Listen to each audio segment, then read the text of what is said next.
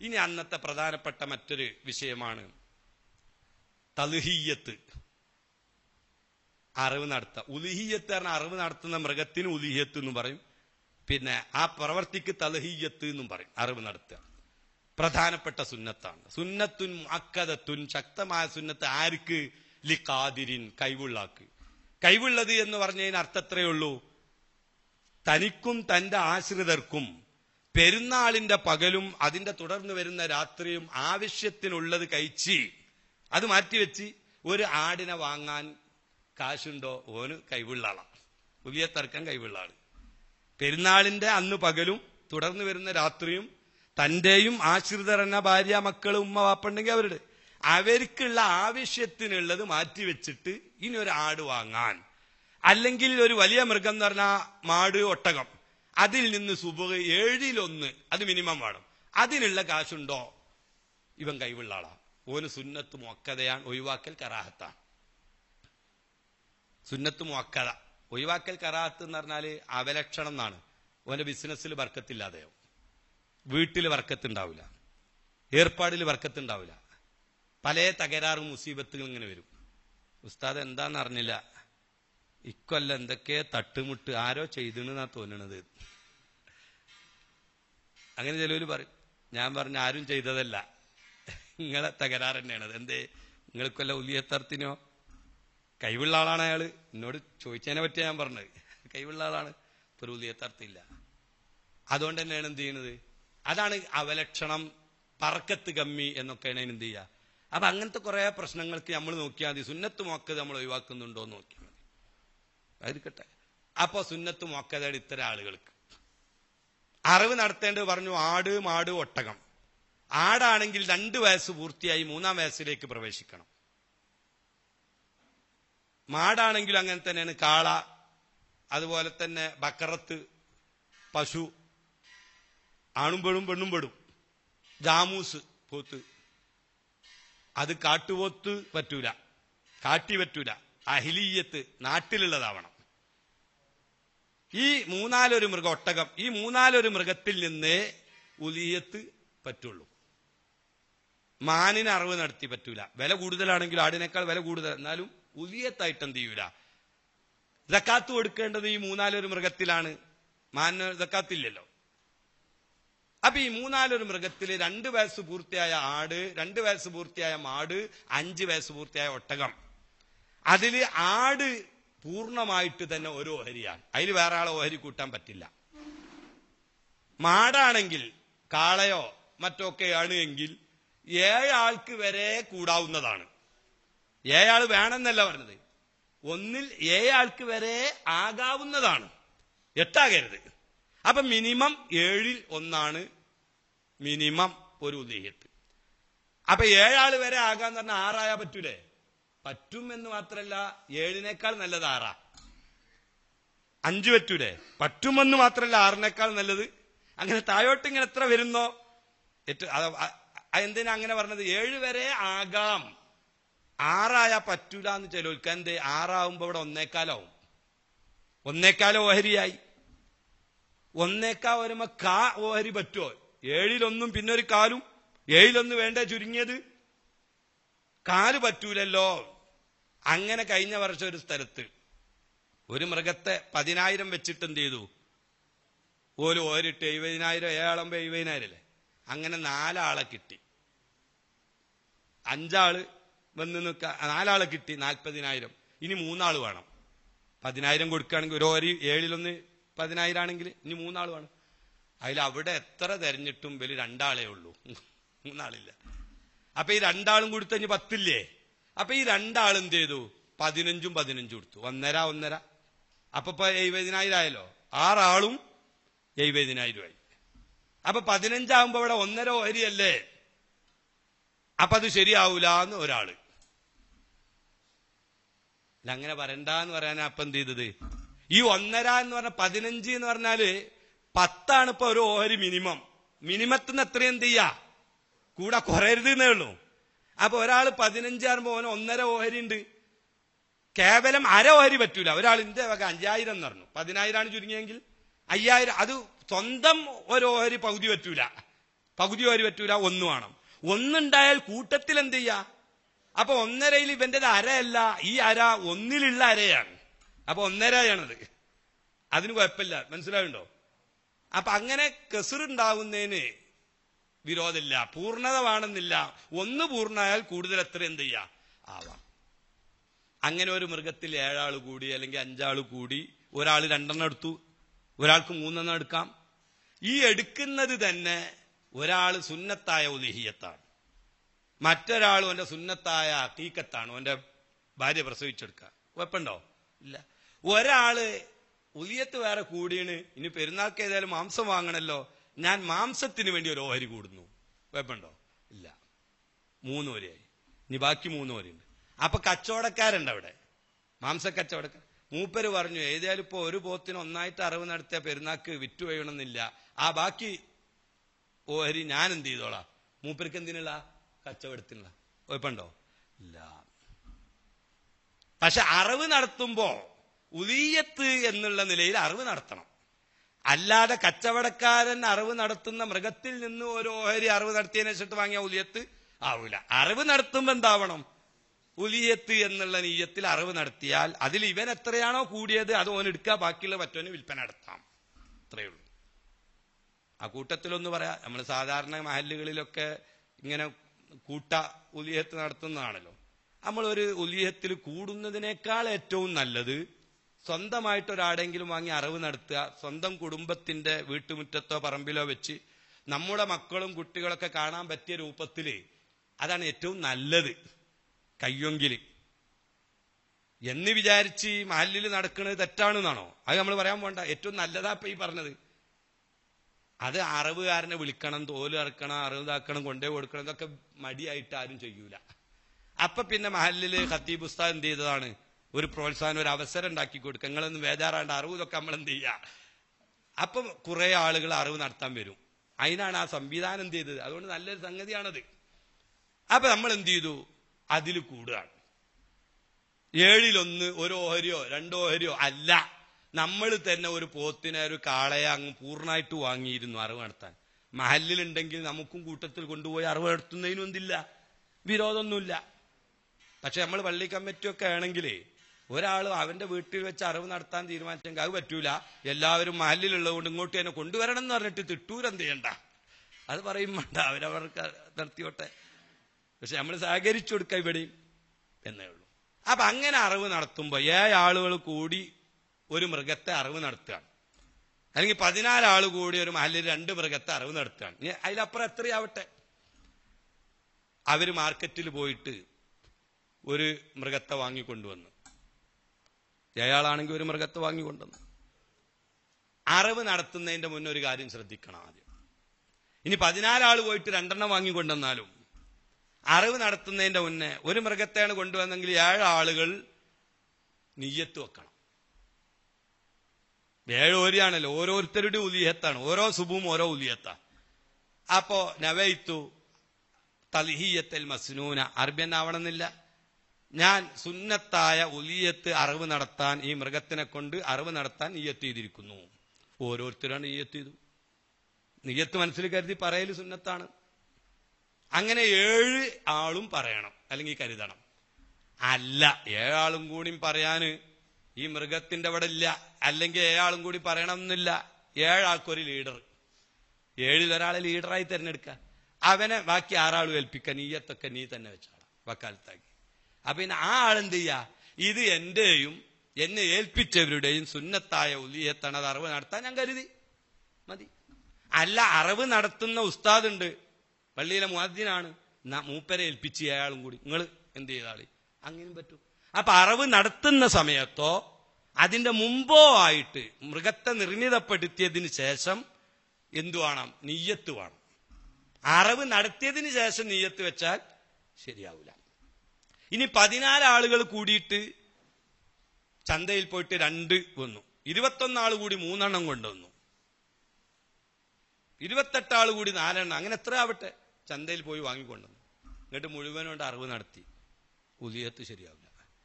2 മൃഗങ്ങളെ 14 ആള് തിരിച്ചിട്ട് ഓല് കൊടുന്നിട്ട് ശേഷം അവരെന്ത് ചെയ്യണം, ആദ്യം ഈ ഏഴാളുടേത് ഏത്, ഏഴാളുടേത് ഏത്. അപ്പൊ ഒരു കാള ഇന്നയാളത്, ഇക്കാള ഇന്നയാളത്, 14 ആളാണുള്ളത്. അല്ലാതിരുന്നാൽ 2 കാളയിലും 14 ആളും ഷെയർ ഉണ്ടാവും. അപ്പൊ 14-ൽ 1 ഒരു കാളയിൽ ഉണ്ടാകുക എന്ന് പറഞ്ഞാൽ 7-ൽ 1 പകുതിയാ ഒന്നിലുണ്ടാവുക. അങ്ങനെ ഓരോ കാളയിലും എത്ര ഉണ്ട്? 14 ആളുണ്ട്. ഇക്കാളയിലും 14 ആളാണ്. അത് രണ്ടും കൂടാണ്ട് 60 നടത്തിയാലോ ഒരു മൃഗത്തില് 7-ൽ 1 പകുതിയാള്, മറ്റേ മൃഗത്തിലോ 7-ൽ 1. ആ 7-ൽ 1 പകുതി 7-ൽ 1 പകുതി ആവുമ്പോ എന്തായി? ഒരു 7-ൽ 1 ആയില്ലേ? ഇല്ല, ഒരു മൃഗത്തിൽ നിന്ന് മിനിമം 7-ൽ 1 വേണം. രണ്ടിലും കൂടി എന്ത് ചെയ്യാൻ പാടില്ല? ഇതാകാൻ പാടില്ല. അപ്പോൾ പിന്നെ ഇങ്ങനത്തെ ഘട്ടങ്ങളിൽ കൂട്ടറവ് നടത്തുകയാണെങ്കിൽ എത്ര ഉരുക്കളെയാണോ വാങ്ങിക്കൊണ്ടുവരുന്നത് എങ്കിൽ ഓരോ മൃഗത്തിനെയും 7 ആളുകൾക്ക് വീതം നിർണിതപ്പെടുത്തണം. ഇന്നത് ഈ 7 ആൾക്ക്, ഇന്നത് ഈ 7 ആൾക്ക്, മറ്റത് ആ 7 ആൾക്ക്. ഫസ്റ്റ് ചെയ്യേണ്ടത് അതാണ്. അങ്ങനെ ആക്കിയതിന് ശേഷം ഈ 7 ആളുകളും അവരുടെ ഇതാണ് ഓല് നിയ്യത്ത് ചെയ്യുക. ഇത് ഇവരുടെ 7 ആളുകൾ നിയ്യത്ത്, അത് അവരുടെ 7. അങ്ങനെ അറിവ് നടത്തുമ്പോ 7 ആളുള്ള ഒരു മൃഗത്തിന് അറിവ് നടത്തി എന്ന് സങ്കല്പിക്കുക. അറിവ് നടത്തിയാൽ 7 ഓഹരിക്കാരാണ് ഇതിലുള്ളത്. സുന്നത്തായ ഉലിഹിയത്താണെങ്കിൽ ഓരോ അവകാശിയും 1 കീസ് ഒരു ദരിദ്രന് ധർമ്മം ചെയ്യൽ നിർബന്ധമാണ്. അല്പം മാംസം ദരിദ്രൻ ധർമ്മം ചെയ്യണം. ബാക്കിയുള്ളത് മുഴുവനായിട്ടും അവനെടുത്താലും അല്ല മുഴുവനായി അവൻ ധർമ്മം ചെയ്താലും അല്ല പകുതി ധർമ്മം ചെയ്തു പകുതി അവനെടുത്തു, ഇതിനൊന്നും തകരാറില്ല. സുന്നത്തായ ഉലിഹത്തിന് 1 കീസ് നിർബന്ധമായും ഒരു ഫക്കീറിന് മിസ്കീന് കൊടുത്തുകൊള്ളണം. സുന്നത്തായ ഉലിഹത്ത്.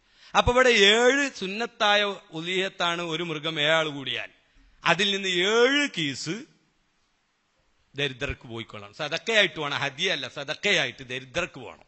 അത് സമ്പന്നർക്കോ അഹ്ലു ബൈത്തിനൊന്നും കിട്ടിയാൽ ഇത് നിർബന്ധം വീടൂല. രണ്ടാമത്തെ സുന്നത്ത്, അവനവന്റെ ഓഹരിയിൽ നിന്ന് അല്പം ഉടമസ്ഥന് എടുക്കൽ സുന്നത്തുണ്ട്, ഭക്ഷിക്കല്. അപ്പൊ 1 കീസ് അവനും എടുക്കുക. അറവങ്ങ് നടത്തി മാംസത്തിൽ നിന്ന് മൊത്തത്തിൽ നിന്നായാൽ മതി, വേറെ വേറെ ആക്കിയിട്ട് എടുക്കണമെന്നില്ല. 7 ആളുണ്ടെങ്കിലും ആ ഒരു മൃഗത്തിന് അറിവ് നടത്തി ആ ഒരു മൃഗത്തിന്റെ 7 ആളുകള് വെവ്വേറെ 7 ഓഹരിയാക്കിയിട്ട് എടുക്കണമെന്നില്ല. അതിൽ നിന്ന് മാംസാക്കിയതിന് ശേഷം ആ കൂട്ടത്തിൽ നിന്ന് 7 കീസ് സദക്ക ചെയ്യാൻ ദരിദ്രർക്കുള്ള എടുത്തു. 7 കീസ് ഓരോ കീസ് അവർക്ക് കൊടുത്തു. ബാക്കിയുള്ളത് അവരെന്ത് ചെയ്യാം? ദരിദ്രർക്കോ, ഏറ്റവും നല്ലത് ബാക്കിയുള്ളത് 2 ഓഹരിയാക്കുക. 1 സദക്ക പറയുമ്പം മിസ്കീൻ ദരിദ്രൻ ഇങ്ങട്ടായി. ഹദിയ എന്ന് പറഞ്ഞ മുതലാളിമാർക്കും അഹ്ലു ബൈത്തിനൊക്കെ ഓർക്കും കൊടുത്തു. ഇനി അങ്ങനെ ആക്കാതെ തന്നെ മുഴുവനായിട്ട് അങ്ങനെയാണ് വിതരണം ചെയ്താലും തകരാറൊന്നുമില്ല. ഓലെ വാജിബ് വടം ചെയ്തിട്ടുണ്ട്, അവരെ സുന്നത്തും കിട്ടിയിട്ടുണ്ട്. 1 ആണെങ്കിലാണ് ആ പറഞ്ഞത്. ഇനി ഒന്നുകൂടിയുണ്ട് മഹല്ലിൽ, ഇത് 1, മറ്റൊരു 7 ആളതുണ്ട്. അവരും ഇങ്ങനെ ചെയ്തു, അവർക്കുള്ള 1 കീസ് എടുത്തു, സദക്ക കൊടുക്കാനുള്ള 7 കീസ് അതും. അപ്പൊ 14 കീസ്. ബാക്കിയുള്ളത് മുഴുവനും 1 കൂമ്പാരം, മാംസത്തിന്റെ 1 കൂമ്പാരം. ഇനി 3ാമത്തെ ഒന്നുണ്ട്, അത് മുഴുവനും സുന്നത്താണെങ്കിലായി പറഞ്ഞത്. ഇതിനും ഇതുപോലെ ചെയ്ത് ബാക്കിയുള്ളത് ഈ കൂമ്പാരത്ത് കൊടുത്തിട്ട്, മാംസക്കൂമ്പാരം. ആ കൂമ്പാരം മൊത്തമായിട്ട് മഹല്ലിലാണ്ട് വിതരണം ചെയ്താലും തകരാറൊന്നുമില്ല. കാരണം ഇവർക്ക് നിർബന്ധമായി പോകേണ്ടത് 7 കീസാദി എടുത്തിട്ടുണ്ട്, അവർക്ക് സുന്നത്തുള്ളത് അവരെടുത്തിട്ടുണ്ട്. ഇതിന് ഡിവൈഡ് ചെയ്യണമെന്നില്ല, വേറെ വേറെ ആക്കണമെന്നില്ല. പക്ഷെ നല്ലത് എന്ത് ചെയ്യ, അത് 2 ആക്കുക. 1 സുന്നത്ത് സദക്ക ഫക്കീറന്മാർക്ക് കൊടുക്കുക, 1 എന്തു ആക്കുക, ഇങ്ങനെ ആക്കുക. നിർബന്ധമൊന്നുമല്ല. ഇനി അതല്ല, ഇതിപ്പോ ഇങ്ങനെ എടുത്തുകൊടുത്ത് അങ്ങനെ മഹല്ലുകൾ എടുക്കലുണ്ടോ എന്ന് എനിക്കറിയില്ല. എടുക്കുന്നില്ലെങ്കിൽ ഇവര് നിർബന്ധമായത് കൊടുക്കാനുള്ളതൊന്നും എടുത്തില്ല, ഇവർക്കുള്ള 1 ഓഹരി എടുത്ത് നോക്കുക, ബാക്കിയുള്ളത് മുഴുവനും 1 കൂമ്പാരത്തിലിട്ട്, എന്നിട്ട് അത് മൊത്തത്തിൽ അങ്ങെന്ത് ചെയ്തു, മഹല്ലിൽ ഒന്നായിട്ടാണ് വിതരണം ചെയ്യാൻ ഒരാളെ ഏൽപ്പിച്ചു. ഇതിൽ നിന്ന് 7 കീസ് ഫക്കീറിന് പോയിണോന്ന് ഉറപ്പ് ഉണ്ടാവില്ല. മുതലാളിമാർക്കാണ് പോയതെങ്കിലോ ഫക്കീറിന് കിട്ടീണ്, ആ കിട്ടിയത് 2ഓ 3ഓ ഫക്കീറിന് കിട്ടിയത് ഒരാളുടെ ഓഹരി എന്നാണെങ്കിലോ 7 കീസ് പോണം ഫക്കീറിന്റെ ഭാഗത്ത്. ഇതൊന്നും ഇവിടെ ഉറപ്പില്ല. അത് ഉറപ്പാകാനാണെന്ന് പറഞ്ഞത് 7 കീസ് ദരിദ്രർക്കുള്ളത് വേറെ. അപ്പൊ അതിനെന്ത് ചെയ്താൽ മതി, 1-ലധികം മൃഗങ്ങൾ ഉണ്ടെങ്കിൽ ഓരോന്ന് അറിവ് നടത്തിയിട്ട് ഒരു സുന്നത്ത് കൂമ്പാരം, സുന്നത്ത് ഒക്കെ സുന്നത്താണല്ലോ. അപ്പൊ ഒന്ന് സദക്കയുടെ കൂമ്പാരം മാംസത്തിന്റെ, ഒന്ന് ഹദിയയുടെ കൂമ്പാരം, ഇങ്ങനാണ്ട് വെച്ചാൽ മതി. എന്നിട്ട് സദക്ക എന്ന് പറഞ്ഞ ഫക്കീർമാർക്കുള്ളതാണ്. അപ്പോ ഓരോ മൃഗത്തിനും ചുരുങ്ങിയത് 7 സദക്ക കൂമ്പാരത്തേക്ക് ഇടുക, ബാക്കിയുള്ളത് ഹദിയ കൂമ്പാരത്തേക്കും. ഇവർക്കുള്ളത് അതിന് മുന്നേ എടുക്കുക. ഇനി ഇവർക്കുള്ളത് എടുത്തിട്ടില്ലെങ്കിൽ തകരാറ് വരില്ല, സുന്നത്തേ ഉള്ളൂ. ഇവര് മൊത്തം എന്ത് ചെയ്തു, ഹദിയ കൂമ്പാരത്ത് കൊണ്ടുപോയിട്ട് സദക്കന്റെ മാറ്റി വെച്ചിട്ട് എന്നിട്ട് 7 അല്ലെങ്കിൽ 8, 10 മൃഗങ്ങളുടെ കൂമ്പാരുണ്ട് ഇവിടെ. അതിന് അവനവന്റേത് നിറഞ്ഞെടുക്കുമ്പോൾ മറ്റുള്ളവന്റേന്നായിരിക്കും ഇവന് എടുക്കുക. സ്വന്തത്തിൽ നിന്ന് ആവൂല സുന്നത്ത്. അത് ഇടാനാണ് ആദ്യം അവന്റേത് അവന്റെ ഓരേന്ന് എടുക്കാന്ന് പറഞ്ഞത്. ഇനി ഇവിടെ ഒന്നും കൂടി ശ്രദ്ധിക്കാം. ചിലപ്പോ കൂട്ടറവിൽ ചില ആളുകൾ നേർച്ചാക്കിയതുണ്ടാവും, വാജിബായതുണ്ടാവും. വാജിബായ ഉലിയത്ത് അങ്ങനെ കൂടാന്ന് നമ്മൾ പറഞ്ഞു. ഒരു മൃഗത്തിൽ ഒരാൾ വാജിബുള്ളത് കൂടാം, ബാക്കിയുള്ളവരൊക്കെ സുന്നത്ത്. 2 ആൾ വാജിബ്, ബാക്കിയുള്ള സുന്നത്ത്. ഒരു മനുഷ്യന് തന്നെ വാജിബുള്ളതുണ്ട് സുന്നത്തുള്ളതുണ്ടെങ്കിലോ അങ്ങനെ കൂടാം. അങ്ങനെ ആകുമ്പോ അറിവ് നടത്തിയതിനു ശേഷം ഇവിടെ 2 കൂമ്പാരമാണ്. ഒന്ന് വാജിബ് കൂമ്പാരം, നിർബന്ധ മാംസത്തിന്റെ കൂമ്പാരം, മറ്റൊന്ന് സുന്നത്ത് മാംസത്തിന്റെ.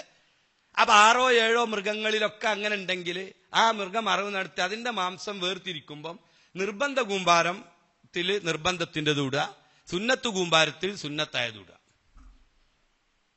എന്നാൽ ഈ നിർബന്ധമുള്ളതൊക്കെ ഫർളായ നേർച്ചയായതൊക്കെ ഭാഗങ്ങൾക്ക് മാത്രമേ കൊടുക്കാൻ പറ്റുള്ളൂ. അത് ഉടമസ്ഥനും എടുക്കാൻ പാടില്ല, പിന്നെ മുതലാളിമാർക്കും പാടില്ല, അഹ്ലുബൈത്തിനും പാടില്ല. അത് പാവങ്ങൾക്ക്. ഇനി ഇവിടെ സുന്നത്ത് കൂമ്പാരമുണ്ട്. ആ സുന്നത്ത് കൂമ്പാരം നമ്മൾ നേരത്തെ പറഞ്ഞിട്ടുണ്ട്. ഇത് ഒന്നായിട്ട് കൂട്ടുമ്പം അവനാന്റത് എന്ത് ചെയ്യണം, അവനാൻ എടുക്കുക. എന്നാ പിന്നെ ഓന്റെ തന്നെ അവന് ഇങ്ങിട്ടിട്ടാ മതി. ഇത് മൊത്തം എന്ത് ചെയ്തു, ഫക്കീർമാർക്ക് മാത്രം കൊടുക്കുക ഈ കൂമ്പാരം. എന്നാലോ അപ്പൊ പിന്നെ മുതലാളിമാർക്ക് ഇവിടെ.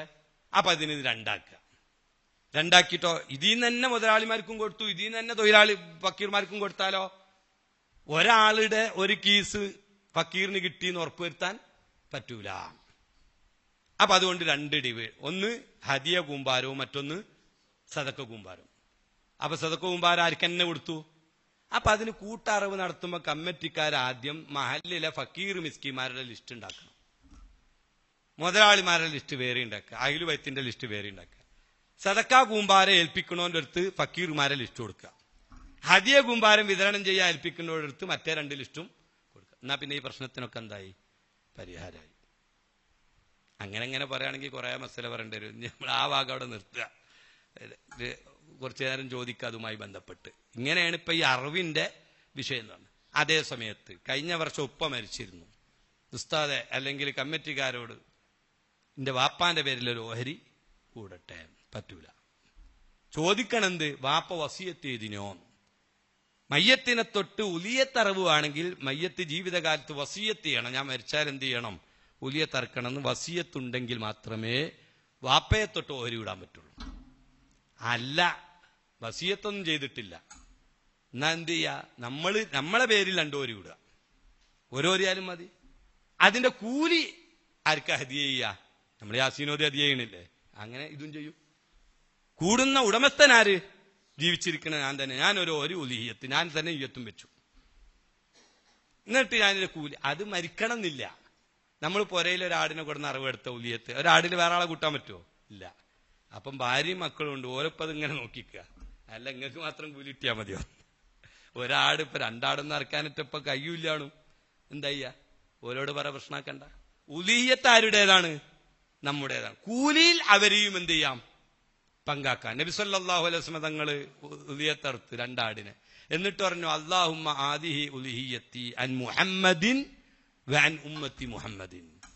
ഇത് മുഹമ്മദ് നബിയെ തൊട്ടും ഉമ്മത്ത് മുഹമ്മദിനെ തൊട്ടും ഉള്ള ഉലിയത്താണ്. അവിടെ അതിന്റെ ഫുഖഹാ പണ്ഡിതന്മാർ പറഞ്ഞു കാണാം, കൂലിയിൽ പങ്കാക്കി എന്നാണ് ആ പറഞ്ഞത്. കാരണം ഒരാടില് എല്ലാരും കൂടി കൂട്ടാൻ എന്തില്ല, വകുപ്പില്ലല്ലോ. അതുകൊണ്ട് കൂലിയിൽ പങ്കാക്കാം.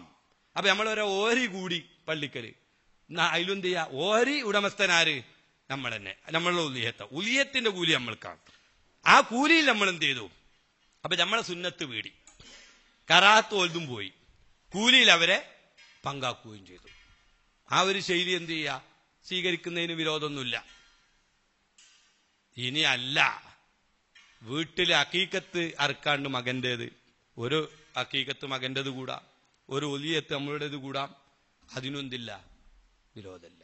ഒരാടാണ് നമ്മൾ അറക്കണമെങ്കിൽ ഒലിയത്തും അക്കീകത്തും കൂടി അതിൽ കരുതാൻ പറ്റൂല എന്നാണ് ഷാഫി മദ്ഹബിലെ പ്രബല അഭിപ്രായം.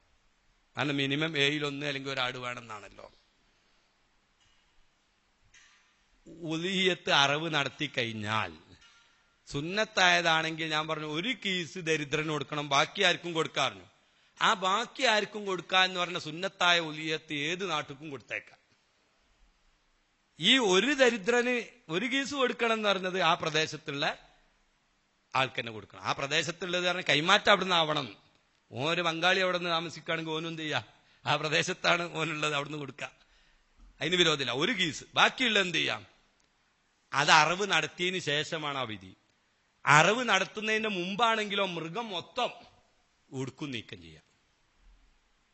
അല്ല, നമ്മളൊരു വിദേശത്ത് എവിടെയെങ്കിലും ദൂരമുള്ള രാജ്യത്ത് ഒരാളെ വിളിച്ചിട്ട് എന്റെ പേരിൽ ഒരു ഉലിയത്തിന് എന്ത് ചെയ്യണം, ഒരു മാടിനെ വാങ്ങിയിട്ട് അല്ലെങ്കിൽ ഒരു ആടിനെ വാങ്ങിയിട്ട് നിന്നെ വക്കാലത്ത് ഏൽപ്പിച്ചു എന്ന് പറഞ്ഞാൽ അവനെന്ത് ചെയ്യുക, വാങ്ങിയിട്ട് നീയത്ത് വെച്ചിട്ട് നമ്മൾ നീയത്ത് ഏൽപ്പിക്കണം. ബാക്കി അറവ് വിതരണം ഇതൊക്കെ അതിൽ പെട്ടു, ആ ഏൽപ്പിക്കുന്നതിൽ തന്നെ. അപ്പൊ നമ്മള് നമ്മളെവിടെ കണ്ട് UP ഇങ്ങനെ ഭാഗത്തൊക്കെ നമ്മളെ തന്നെ പ്രസ്ഥാനത്തിന്റെ നേതൃത്വത്തിൽ പല ഉസ്താദുമാരും അവിടെ എന്ത് ചെയ്യുന്നുണ്ട്, അതിനൊക്കെ കൂടുന്നതിനെന്തില്ല, വിരോധമില്ല. അറവ് നടത്തിയതിന് ശേഷം നക്കല് ചെയ്യാൻ പറ്റുമോ എന്നുള്ളതാണ് നേരത്തെ പറഞ്ഞത്.